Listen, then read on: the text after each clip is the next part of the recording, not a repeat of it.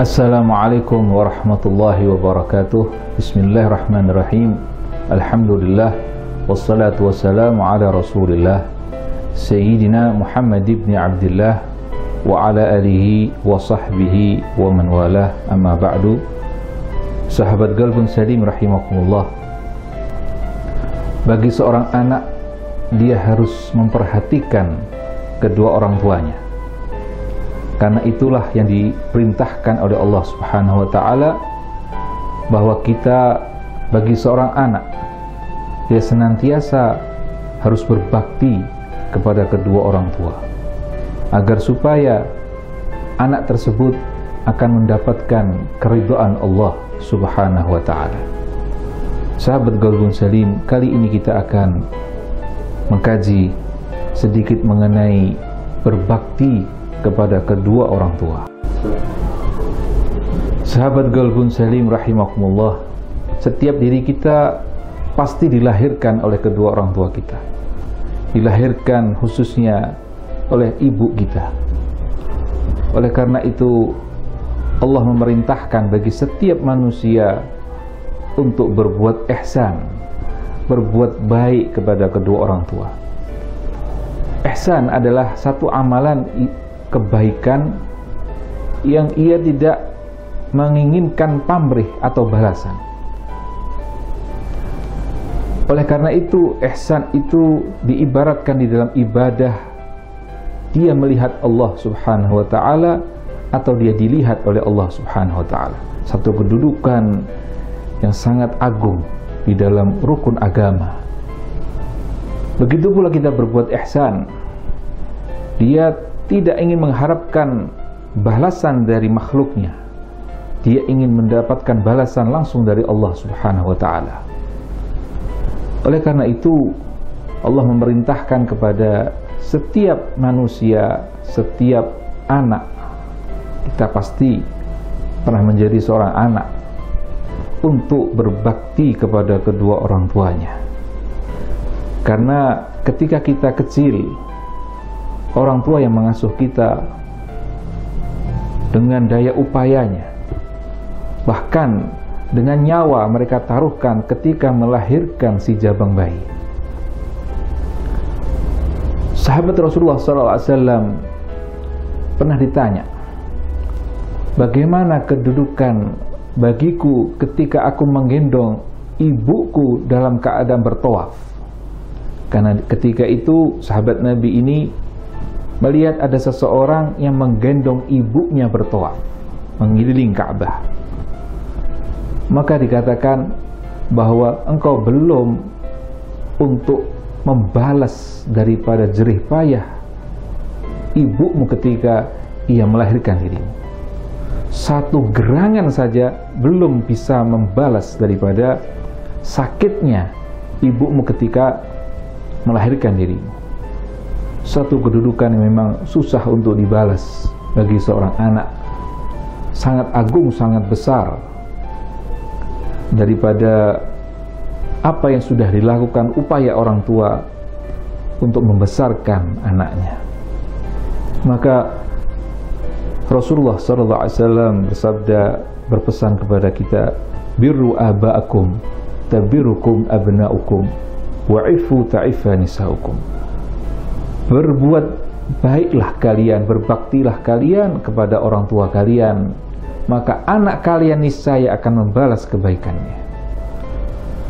Satu keadaan sunnatullah yang mana ketika kita berbuat satu kebaikan, maka anak kita, turunan kita pun akan membalas. Itu menjadi satu sunnatullah, satu aturan alam yang semua sudah menjadikan satu hal yang sudah dikenal di dalam kehidupan ini, bahwa ketika kita berbuat satu kebaikan, kita pasti akan dibalas dengan kebaikan. Begitu pula ketika kita berbuat kebaikan, berbakti kepada kedua orang tua, maka anak kita pun insya Allah akan berbakti kepada diri kita.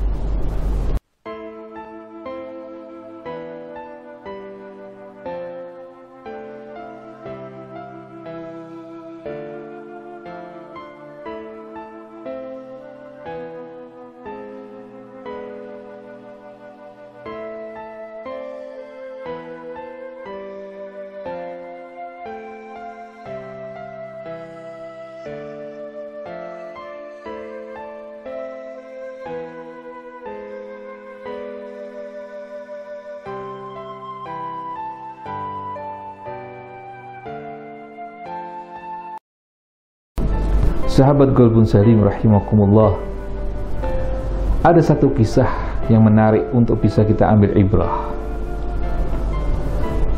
yang mana diriwayatkan oleh Bukhari. Rasulullah SAW meriwayatkan hadis ini adalah seorang hamba Allah yang ahli ibadah kepada Allah di masa Bani Israel, yang mana hamba tadi ini, abdun min ibadillah ini, bernama adalah Jurayj. Dia seorang abid, seorang ahli ibadah kepada Allah. Bahkan beliau pun mendirikan satu tempat sendiri, rumah sendiri, rumah ibadah, mihrabnya dia untuk beribadah kepada Allah di satu tempat, agar supaya tidak ada yang bisa mengganggu dirinya. Singkat cerita, si Jurayj ini dia senantiasa dipanggil oleh ibunya di dalam beberapa waktu. Ketika panggilan itu didengar oleh si Jurayj, yang ketika itu Jurayj dalam keadaan beribadah kepada Allah, maka ia mengambil kesimpulan, saya lebih baik ibadah kepada Allah ketimbang saya menerima panggilan ibu saya atau menyambut panggilan ibu saya.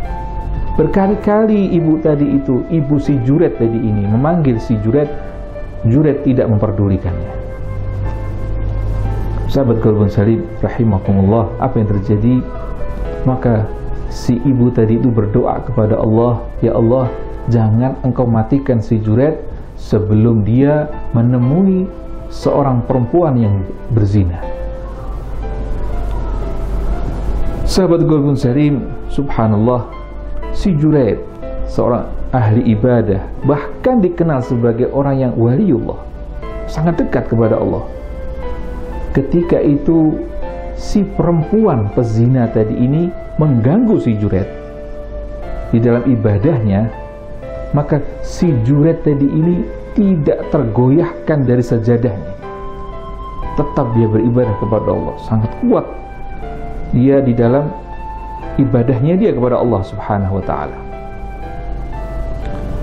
Sehingga si perempuan tadi ini memiliki cara lain untuk menggoda si Jurayj, yaitu dia berbuat zina kepada si orang pengembala yang ada di gunung itu. Jadi di tempat sebuah gunung.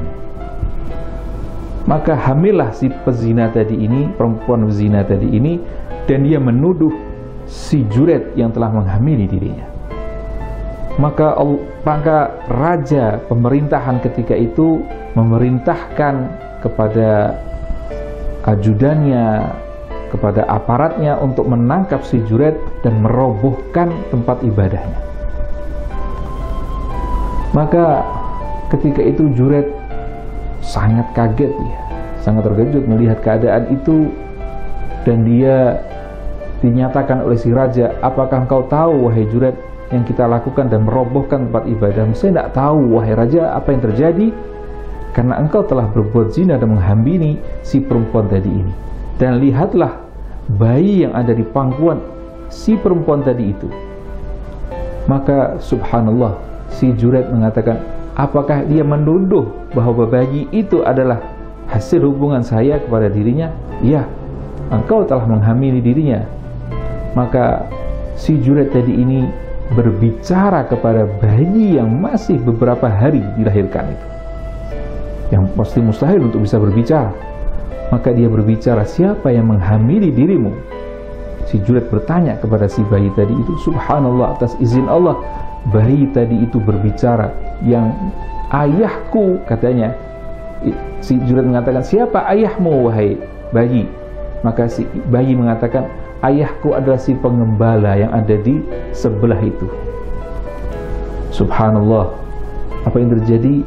Si raja tadi mengatakan dan meminta maaf kepada Jurayj dan akan membangunkan tempat ibadahnya dari emas. Sahabat Qalbun Salim rahimakumullah, apa yang terjadi? Ibrah apa yang terjadi di sini?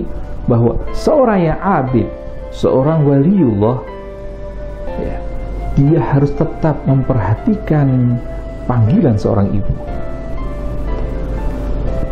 Istana ibadah Juret tidak bisa digoyangkan dengan seorang pezina, tapi bisa dirobohkan dengan kelalaian panggilan seorang ibu. Subhanallah, pelajaran yang harus kita ambil bahwa berbakti kepada kedua orang tua adalah hal yang wajib bagi setiap hamba Allah Subhanahu wa ta'ala, bagi setiap anak yang masih memiliki kedua orang tuanya. Adalah hal yang kesempatan bagi dirinya untuk berbuat baik, berbakti, senangkan hati ibu kita, senangkan hati ayah kita selama mereka masih diberi kesempatan oleh Allah Subhanahu wa ta'ala.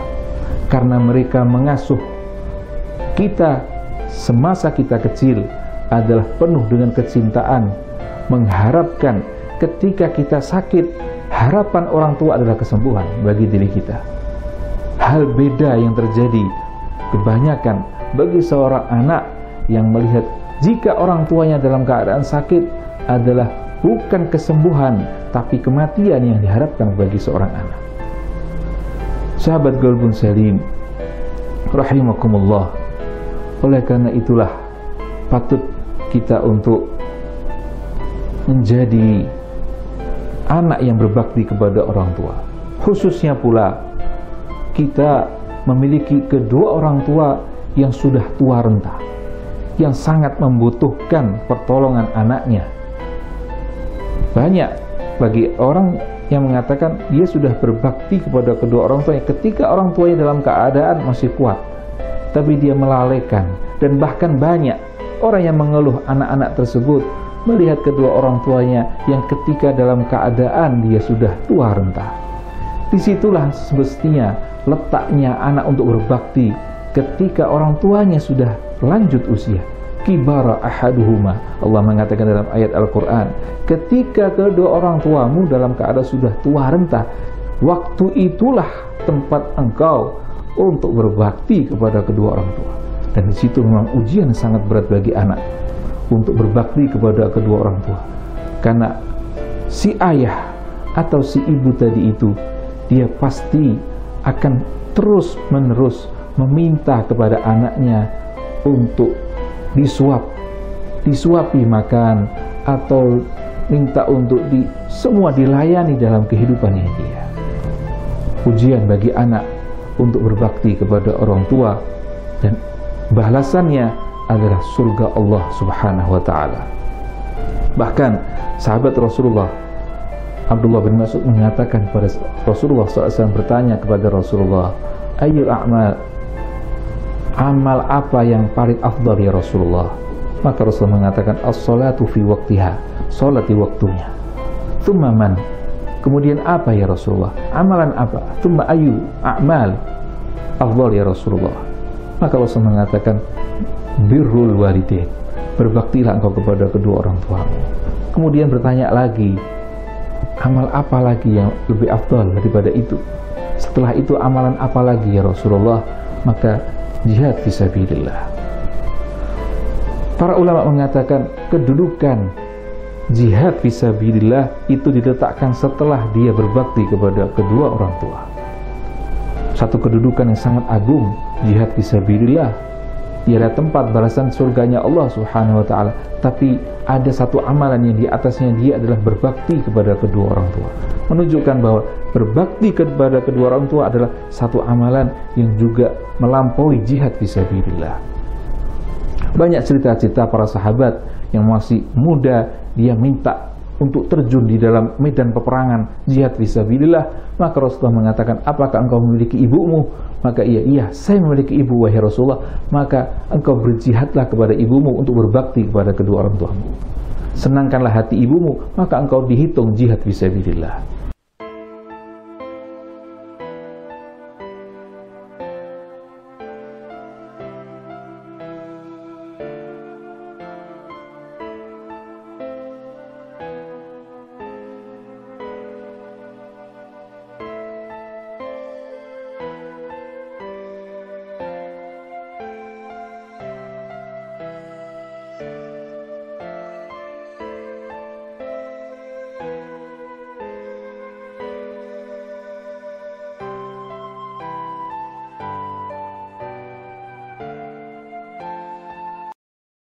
Rahimakumullah, sungguh indah ajaran Islam ini. Alhamdulillah kita hidup di negeri yang aman, tidak ada peperangan apapun. Maka apa yang harus kita lakukan untuk jihad fisabilillah? Mengangkat pedang, mengangkat senjata tidak perlu. Kita memiliki kedua orang tua, maka kita berbaktilah kita kepada kedua orang tua. Kalau andaikan kedua orang tua sudah meninggal kedua-duanya, apa yang harus kita lakukan? Berdoalah kepada Allah untuk kedua orang tua kita. Itu bentuk daripada kita berbakti birrul walidain kita kepada orang tua. Bahkan Rasulullah mengatakan, cintailah, hormatilah teman-teman atau saudara ayahmu itu, atau saudara ibumu, untuk berbakti kepada mereka. Itu bentuk daripada kita berbakti kepada kedua orang tua. Ziarahi kubur mereka, doakan mereka kepada Allah Subhanahu wa ta'ala. Itu juga bentuk daripada berbakti kita kepada kedua orang tua. Sahabat Qalbun Salim rahimakumullah, hal yang penting pula harus kita sampaikan bahwa bagaimana cara anak itu berbakti kepada kedua orang tua. Tidak menutup peran bagi orang tua untuk membantu anaknya berbakti kepada orang tuanya. Maksudnya bagaimana? Jadikanlah, dudukkan diri kita sebagai orang tua untuk bisa mendidik anak kita agar supaya anak itu bisa berbakti kepada kita. Dengan cara apa? Dengan lemah lembut pastinya. Didik bukan dengan cara kekerasan, bukan dengan menyumpahi anaknya. Sebagaimana tadi cerita daripada Jurayj, ibu yang menyumpahi anaknya, dan sumpahan itu terkadang terjadi, dijabahi oleh Allah Subhanahu wa ta'ala.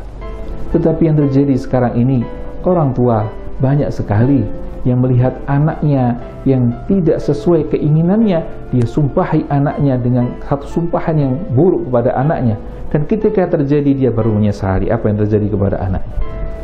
Satu penyesalan yang tidak ada artinya. Maka Rasulullah mengatakan dalam hadisnya, sungguh Allah merahmati orang tua yang membantu anaknya berbakti kepadanya. Penting bagi orang tua agar supaya kita di liang lahat kubur kita dan nanti di yaumil qiyamah menjadi orang yang paling berbahagia. Karena apa? Karena melihat anaknya berbakti kepada orang tua, birrul walidain, dan senantiasa mendoakan kedua orang tuanya. Karena apa? Karena ajarannya, karena himbauan orang tua tadi itu yang mengajar, mendidik anaknya dengan lemah lembut, dengan akhlak yang baik, sehingga anak tadi itu bisa berbakti kepada kedua orang tua. Sahabat Qalbun Salim rahimakumullah, inilah salah satu faedah bahwa orang tua harus memiliki ilmu. Bagi orang pun harus memiliki ilmu untuk beribadah kepada Allah. Sebagaimana tadi Jurayj, bahwa ketika dia tidak memiliki ilmu di dalam ibadahnya, maka yang itu yang terjadi kepada dirinya. Panggilan orang tua adalah hal yang wajib, sedangkan sholat sunnah nawafil adalah hal yang sunnah yang bisa dia tinggalkan, karena dia harus mementingkan kewajiban yang harus dia lakukan. Ini satu pelajaran yang penting bagi diri kita, agar supaya kita mendapatkan jalan yang diselamatkan oleh Allah Subhanahu wa ta'ala. Siratal mustaqim akan bisa kita tempuh nanti di yaumil qiyamah dengan kita banyak amal soleh, terutama kita berbuat bakti kepada kedua orang tua, yaitu birrul walidain. Semoga kita menjadi anak-anak yang bisa berbakti kepada kedua orang tua kita, dan insya Allah orang tua kita pun akan bangga nanti di liang lahatnya, di kuburnya, di barzakhnya, di yaumil qiyamah akan menyambut anak-anak yang berbakti kepada kedua orang tua, dan itu pun pasti akan membanggakan diri Nabi Muhammad sallallahu alaihi wasallam. Amin ya rabbal alamin. Wassalamualaikum warahmatullahi wabarakatuh.